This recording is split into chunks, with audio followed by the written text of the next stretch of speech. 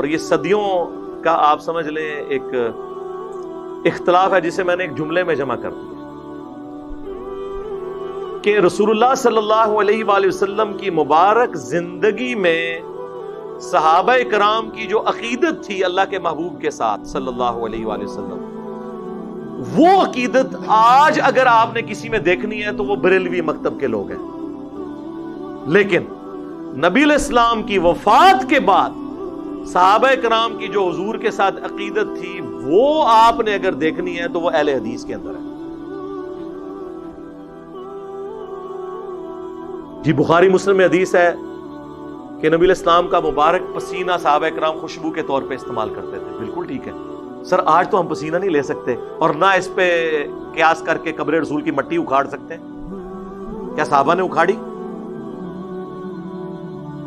جی بخاری میں آتا ہے نبی علیہ السلام نے وضو کیا، وضو کا جو پانی ہے صلح حدیبیہ کے موقع پر صحابہ کرام نے لے کے اپنے جسموں پہ ملا، اور جس کو نہیں ملتا تھا وہ دوسرے سے لے کے جسم پہ ملتا تھا. تو یار وضو کا پانی تو آج اویلیبل نہیں ہے.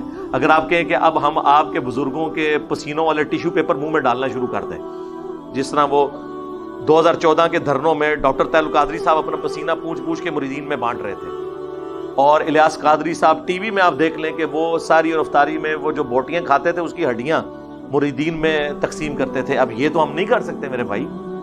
آپ نے ان کو پیغمبر بنا لیا ہے. کیا حضرت ابوبکر، عمر، عثمان و علی رضی اللہ عنہم اجمعین وعلیہم السلام اجمعین اپنی عزت اس طرح کرواتے تھے؟ انہوں نے تو سوچا بھی نہیں تھا. صحیح بخاری میں آتا ہے نبی علیہ السلام نے حجۃ الوداع کے موقع پر اپنے بال منڈوا کر صحابہ کرام میں تبرکن تقسیم کیے. صحیح بخاری کے اندر ہی موجود ہے. انس بن مالک کہتے ہیں حضور کا ایک بال میرے پاس ہونا دنیا اور جو کچھ دنیا کے اندر ہے اس سے بڑھ کر مجھے محبوب ہے.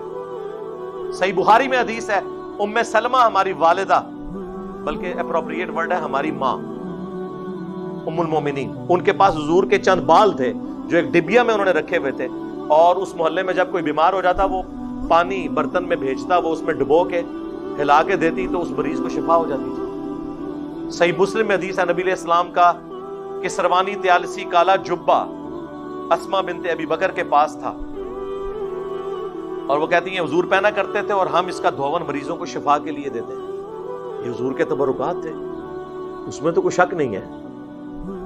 صحابہ کرام، ابو داؤد ترمذی میں حدیث ہے نبی علیہ السلام ایک صحابی کو ملنے گئے تو آپ کو پیاس لگی تو حضور نے کہا میں نے پانی پینا. انہوں نے کہا کہ وہ مشکیزہ ہے، تو حضور علیہ السلام نے اس مشکیزے سے منہ لگا کر کھڑے ہو کر پانی پیا. وہ کہتے ہیں جیسے ہی حضور ہٹے میں نے مشکیزے کا منہ کاٹ کے اپنے پاس رکھ لیا تبرک کے طور پہ کہ اس سے میرے نبی کا منہ لگا ہوا ہے. سر صحابہ کرام نے وہ عقیدت کی ہے جو آپ کو یہ زبانی کلامی یہ جو دعوے کرتے نعرے مارتے لوگ نظر آتے ہیں، لیکن کب کی ہے؟ جب حضور علیہ السلام ان کے سامنے موجود تھے. لیکن جیسے ہی فوت ہوئے ہیں تو آپ کی میت کے اوپر محفل میلاد نہیں ہوئی، آپ کی میت کے اوپر وما ارسلناک الا رحمۃ للعالمین نہیں پڑھا گیا، بلکہ کیا پڑھا گیا؟ سیدنا ابوبکر کا خطبہ 4 جگہ کم از کم بخاری میں ہے، اس سے بھی زیادہ جگہ لیکن ڈیٹیل 4 جگہ. کیا پڑھا؟ اپنی طرف سے اما بعد، یعنی صلاۃ والسلام کے بعد انہوں نے کہا من کان یعبد محمدا فان محمدا قد مات. تم میں سے جو کوئی بھی محمد کی عبادت کرتا تھا جان لے کہ محمد پاکستان میں فوت ہو چکے اور حضرت ابوبکر صدیق کے زمانے میں مر چکے، کیونکہ مات کا ترجمہ فوت تو نہیں ہم کر سکتے، فوت تو خود عربی کا لفظ ہے. ومن کان یعبد اللہ فان اللہ حی لا یموت. اور جو کوئی اللہ کی عبادت کرتا ہے یا کرے گا جان لے اللہ کو کبھی موت نہیں آئے گی. صحابہ میں کون رسول اللہ کی عبادت کرتا تھا؟ مجھے بھی لوگ کہتے ہیں نا انجینئر فرضی جملے بول کے ساڈے بزرگوں نے لتاڑتا ہے. تو حضرت بکر صدیق نے فرضی جملہ نہیں بولا، یہ کوئی آیت پڑھی تھی انہوں نے، کوئی حدیث پڑھی تھی؟ 295 سی لگا دینی تھی آپ لوگوں نے. اور پھر اپنی بات کی دلیل میں انہوں نے آیت پیش کی وما محمد الا رسول قد خلت من قبلہ الرسل افئن مات او قتل. محمد تو نہیں مگر ایک رسول، اگر یہ مر جائیں یا قتل کر دیے جائیں، یعنی پاکستان میں یہ وصال فرما جائیں یا شہید کر دیے جائیں، تو کیا تم دین سے الٹے قدم پھر جاؤ گے؟ اور پھر آپ نے تلاوت کیا انک میت وانہم میتون. اے نبی تمہیں بھی مرنا ہے، تمہارے مخالفین کو بھی مرنا ہے. تو میں کہتا ہوں رسول اللہ کی کامیابی ہے کہ آپ کی میت کے اوپر لوگ آپ کی تعریف کرنے کی بجائے توحید بیان کر رہے ہیں. یہ ہے امام الموحدین صلی اللہ علیہ وآلہ وسلم کی تربیت کا نتیجہ. ہر درخت اپنے پھل سے پہچانا جاتا ہے. تو صحابہ کرام کی تربیت یہ ہوئی بھی تھی. اس کے بعد کوئی عرس نہیں منایا, کوئی میلاد نہیں منایا. تو آپ اس چیز کو فرق کو سمجھیں. نبی علیہ السلام دنیا میں موجود ہوں, ہم ہر مسئلہ حضور کے پاس لے کے جائیں. بخاری مسلم میں آتا ہے بارش نہیں ہو رہی, صحابہ کرام حضور سے دعا کرواتے ہیں. صحیح بخاری میں آتا ہے ایک صحابی کی پنڈلی ٹوٹ گئی, نبی علیہ السلام نے مبارک ہاتھ پھیرا, وہ صحیح ہو گئی.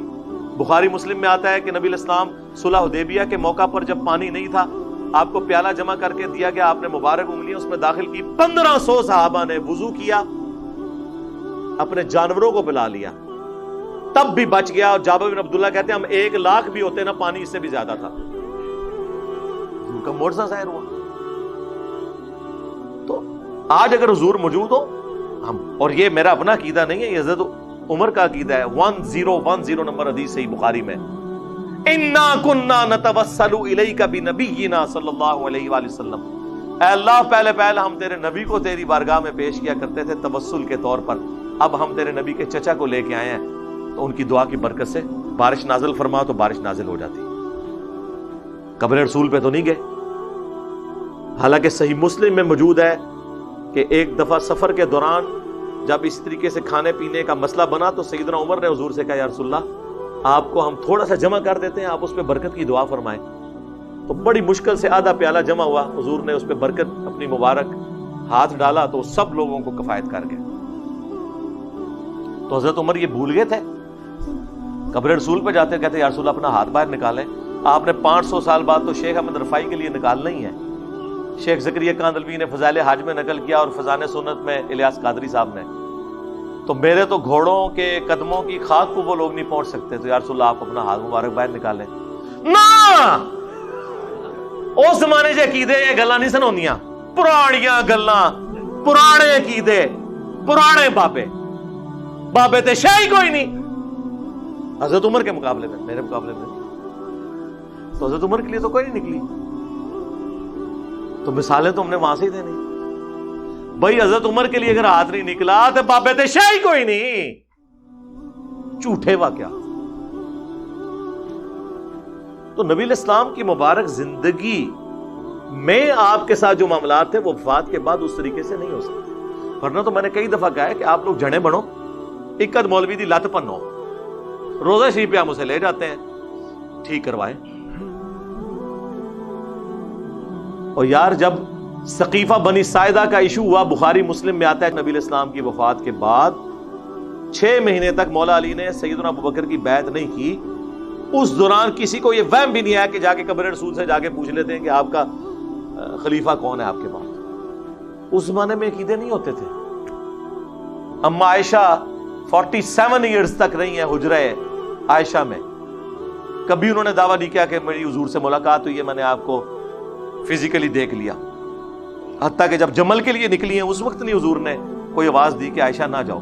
وہ تو ہو پہ جا کے کتے جب بھونکے ہیں تو پھر آپ کو یہ ریئلائز ہوا کہ یہ تو غلط ہو گیا کام, ورنہ تو حضور نے تو نہیں روکا. اس زمانے میں عقیدے ہوتے ہی نہیں تھے میرے بھائی, یہ چیزیں ایگزسٹ ہی نہیں کرتی تھیں. یہ سب کہانیاں انہوں نے بنائی ہوئی ہیں, اب نہیں بنے گی اللہ کے فضل سے, کیونکہ اب تو میڈیا کا دور ہے. وہ کہتے ہیں جی سیدہ آمنہ سلام اللہ علیہا نے خواب دیکھا تھا. بالکل جی موجود ہے, مسند احمد میں حدیث ہے, مشکات میں بھی ہے, دلائل النبوہ کے اندر بھی موجود ہے کہ نبی علیہ السلام نے فرمایا میں اس وقت بھی اللہ کے ہاں خاتم النبیین لکھا ہوا تھا جب آدم علیہ السلام ابھی مٹی اور پانی, روح اور جسم کے درمیان تھے. اللہ کے علم میں اس وقت بھی اللہ کا پیغمبر تھا. بالکل ایسے ہی ہے. میں دعائے ابراہیم ہوں, میں عیسیٰ کی بشارت ہوں, میں اپنی ماں کا وہ خواب ہوں جو انہوں نے پیدائش کے وقت دیکھا کہ ان کے لیے ایک نور ظاہر ہوا جس سے شام کے محلات بھی ان کے لیے روشن ہو گئے. یعنی آپ کو بتایا گیا کہ آپ سے جو بچہ پیدا ہوگا اس کی جو حکومت ہے بالآخر رومن امپائر کو بھی سپر سیڈ کر جائے گی. یہ دکھایا گیا. تو وہ کہتے ہیں پیدائش کے وقت یہ جو روشنی ظاہر ہوئی نا, اس سے میلاد کی لائٹنگ ثابت ہوتی ہے. سر یہ آج تک ثابت نہیں ہوئی تھی, آپ نے ثابت کی ہے. اس سے کیسے ثابت ہوگی میرے بھائی؟ تو نبی علیہ السلام پھر دیے جلاتے ہوں گے اپنی پیدائش کی خوشی میں، کو دکھائیں. پھر رہ کے ان کے پاس وہ رہ جاتا ہے. شاہ عبدالحق محدث دہلوی جی مدارج النبوہ میں انہوں نے لکھا ہے کہ حضرت جبرائیل علیہ السلام کو اللہ تعالیٰ نے 3 جھنڈے دے کر بھیجا ہے. ایک جھنڈا جو ہے وہ خانہ کعبہ کے اوپر، ایک رسول اللہ کے گھر کے اوپر، ایک بیت المقدس کے اوپر. اور کہانیاں نے پائی کوئی سند نہیں، سب جھوٹ ہے. بلکہ میں کہتا ہوں سب کانٹیننٹ میں سب سے زیادہ جس بندے نے یعنی اس قسم کے عقائد امت میں پھیلائے ہیں نا، ان میں سے ایک جو ہے عبدالحق محدث دہلوی ہے، المتوفی 1052 ہجری. اس کی کوئی اصل نہیں ہے، کہانیاں جو مرضی لکھتے رہے. اس کے بعد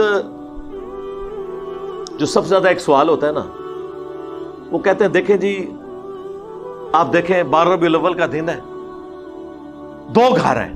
ایک گھر میں حضور کی پیدائش کی خوشی منائی جا رہی ہے، دوسرے گھر میں جو ٹی وی لگا ہوا ہے، یا بچے جو ہیں وہ گیمیں کھیل رہے ہیں، 12 ربیع الاول کی چھٹی کو سیلیبریٹ کر رہے ہیں.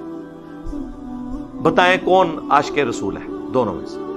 اب اگر آپ اس طریقے سے بنیاد بنائیں گے، لاجک کی بنیاد پہ، منطق جو زیادہ تر ہمارے اہل تشیع اور بریلوی حضرات لے کے چلتے ہیں، تو پھر سر اس کی تو کوئی اینڈ نہیں ہوگی. کل کو تو پھر ہم آپ سے یہ کہیں گے کہ ایک طرف آدم علیہ السلام ہے جنہیں فرشتوں نے سجدہ کیا انکلوڈنگ جبرائیل علیہ السلام، اور دوسری طرف ہمارے نبی علیہ السلام ہے، تو ہم انہیں سجدہ نہ کریں؟ لاجیکلی تو کرنا چاہیے. لیکن ابو داؤد میں حدیث ہے، سنن ابن ماجہ میں بھی ایک صحابی نے سجدہ کیا. آپ نے کہا سر اٹھا کیا کر رہا ہے؟ ان کا یا رسول اللہ ہیرا نامی شہر میں گیا تھا، وہاں لوگ اپنے سردار کو سجدہ کرتے ہیں، تو میں نے بہتر سمجھا کہ آپ کو سجدہ کروں. آپ نے فرمایا جب میں فوت ہو جاؤں گا تم میری قبر سے گزرو گے، کیا میری قبر پہ بھی سجدہ کرو گے؟ کہ نہیں یا رسول اللہ. تو فرمایا پھر مجھے کیوں سجدہ کر رہے ہو؟ اگر سجدہ میں جائز سمجھتا تو بیویوں سے کہتا کہ اپنے خامدوں کو سجدہ کریں اس حق کے سبب جو اللہ نے مقرر کیا ہے. تو حضور نے تو نہیں یہ کہا کہ عشق دے چلے نمبر لے گئے، عقل والے انجے ہی عمرہ گالیاں کہتے ہیں نا جی، عشق کے چلے نمبر. او عشق دے چلے اتنے بھی میرے ہاتھوں مارے گئے، اگوں اللہ دے ہاتھوں مارے جان گے. ہاں عقل والے انما یتذکر اولو الالباب، نصیحت تو حاصل نہیں کرتے مگر عقل والے. یہ آپ نے کون سا دین بنا لیا؟ تو اس طریقے سے چیزوں کو نہیں پریزنٹ کیا جا سکتا. تو اس کی پھر میں ان کو پھکی دیتا ہوں کہ دیکھیں کہ 10 محرم کا دن ہے، ایک گھر میں مجلس ہو رہی ہے، لوگ چیخو پکار کر رہے ہیں، ماتم کر رہے ہیں، اہل بیت کے مصائب کو یاد کر کے رو رہے ہیں، اور دوسرے گھر کے اندر ٹی وی چلا ہوا ہے. بلکہ اس سے بھی بڑھ کر اعلیٰ حضرت کی کتاب رد الرافضہ رکھی ہوئی ہے جس میں شیعہ کو کافر ڈکلیئر کیا گیا ہے. ایک طرف اہل بیت کے غم میں لوگ رو رہے ہیں، یہ شیعہ کا گھر ہے، یہ بریلویوں کا گھر ہے. اب بتاؤ کہ عاشق اہل بیت کون ہے؟ تو کہیں گے نہیں، عشق اہل بیت کا یہ تقاضا نہیں ہے کہ اس طرح کی بدعت کی جائے. تو سر عشق رسول کا بھی یہ تقاضا نہیں کہ اس طرح کی بدعت کی جائے. حقیقت کے بغیر، اینٹی وینم الزامی جواب کے بغیر بات سمجھ نہیں آتی. خود تو آپ بھی یہی سب کچھ کر رہے ہیں. اہل بیت کی محبت بھی ہمارے ایمان کا حصہ ہے. صحیح مسلم کی حدیث، علی سے محبت نہیں رکھے گا مگر مؤمن، علی سے بغض نہیں رکھے گا مگر منافق. المستدرک للحاکم میں 2 حدیثیں ہیں. اگر کوئی شخص پوری زندگی مقام ابراہیم اور حجر اسود کے درمیان کعبے کے سامنے نمازیں پڑھتا رہے اور روزانہ روزہ بھی رکھتا رہے، لیکن اس حال میں اللہ کو ملے قیامت کے دن کہ اس کے دل میں ہم اہل بیت کا بغض ہوا، تو اللہ اسے ضرور دوزخ میں داخل کرے گا. اللہم لا تجعلنا منہم اللہم اجرنا من النار. تو آ جاؤ پھر تم بھی عشق رسول کا اظہار کرو اس طریقے سے، عشق اہل بیت کا اظہار کرو پھر اس طریقے سے، تو آپ کے لیے خود مصیبت کھڑی ہو جائے گی. اور نہیں جی یہ جو کچھ ہم کر رہے ہیں منع تو کہیں نہیں نا. سر منع تو بہت کچھ نہیں ہے. جب یہ کہہ دیا کہ جو صحیح مسلم کی حدیث کہ بدترین کام وہ ہیں جو دین میں نہیں داخل کر دیے جائیں اور وہ بدعتیں ہیں اور بدعتیں گمراہیاں ہیں، تو منع تو ہو گیا. پھر بھی اگر آپ کو سمجھنا ہے تو ہم آپ کو پھر ایک مثال دیتے ہیں کہ عید کی اذان کہاں پر منع کی گئی ہے. وہ کہتے ہیں نہیں بخاری مسلم میں حدیث ہے کہ نبی علیہ السلام عید کی اذان نہیں دیتے تھے. تو اس سے کیا فرق پڑتا ہے؟ منع تو نہیں نہ کی. اذان کوئی برا کام ہے. بخاری مسلم میں حدیث ہے اذان کی آواز سے شیطان جو ہے بھاگ جاتا ہے اور اس کی ہوا خارج ہو جاتی ہے. اور جن لوگوں نے صرف عید کی نماز پڑھنی ہوتی ہے تو عید کے دن تو اذان لازمی ہونی چاہیے، بلکہ 2 ہونی چاہیے. کہیں گے نہیں نبی علیہ السلام نے نہیں کیا. تو پھر ہم وہی سوال کریں گے کیا گناہ کا کام ہے؟ کہیں گے نہیں ہے تو ثواب کا کام ہے، لیکن نبی علیہ السلام نے تعلیم نہیں فرمایا. تو سر بس یہی ہمارا جواب آپ کی میلاد کی ایکٹیویٹیز کے بارے میں ہے. آپ نے میلاد منانا ہے صحیح مسلم 2750، فیہ ولدت وفیہ انزل علیہ، اس دن میں پیدا ہوا اور اسی دن مجھ پر پہلی دفعہ وحی نازل ہوئی۔ آپ روزہ رکھ کر منڈے والے دن ہر ہفتے ہر ویک میں منڈے کا روزہ رکھ کر میلاد منائیں، جشن میلاد بھی منائیں اور جشن قرآن۔